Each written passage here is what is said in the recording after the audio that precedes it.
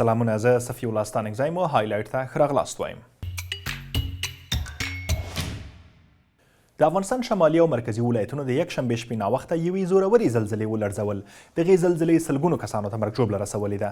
د مرګ ژوبلې شمېر د ورځې په جریان کې څو واره پورته لاړه. تر ټولو ډېر زیانمن شوي ولایتونه سمنګان، بلخ او بغلان دي. د سلګونو کورونو د ویجاړېدو راپور هم ورکړل شوی، داسې چې یوازې د شهر بزرګ ولسوالۍ کې د خلکو 800 کورونه وران شوي دي. د ریکټر په کچه 4.3 درجې زلزله بیګا شاوخوا 1 بجه وشوه چې مرکز یې د سمنګان او خلم ولسوالي د ځمکې په تل کې 28 کیلومتره ژور و.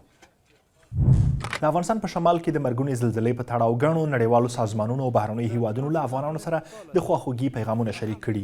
د روغتیا نړیوال سازمان ویلي د پیښې په لومړنیو ساعتونو کې د بیړنیو مرستو ټیمونه سیمې ته ولېږل او زیانمنو ته ژوند ژغورونکي خدمات وړاندې کوي. اروپایي ټولنې هم ویلي چې دوی په دې سختو حالاتو کې له افغانانو سره درېږي. د پاکستان صدر اعظم شهباز شریف په یو بیان کې ویلي چې مزار شریف ته نږدې په دې مرګونې زلزله کې د خلکو په مړینې او ژوبلېدو ډېر خواشینی دی.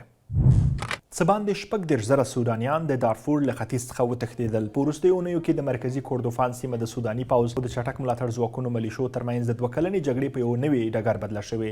دا تحول وروسته له هغه پیښ شو چې ملیشو ځواکونو د دارفور په ښار کې د سوداني پوځ وروستی اډه الفشر ښار ونیو. مخکې له دې د امریکا د یل پوهنتون څېړونکو د سپوږمکۍ د نویو عکسونو په استناد د سودان په الفشر ښار کې او شاوخوا سیمو کې د ډلهییزو وژنو اندېښنې وښولې. د شخړې په جریان کې د چټک ملاتړ ځواکونه او د سودان پوځ دواړه د جنگي جرمونو په ترسره کولو تورن شوي دي.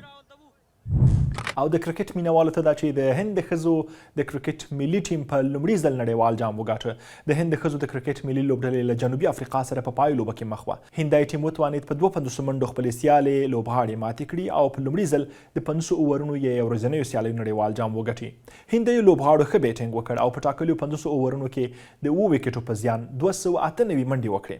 په ځواب کې د جنوبي افریقا د ښځو لوبډله په 46 اوور کې په 246 منډو وسوځېده.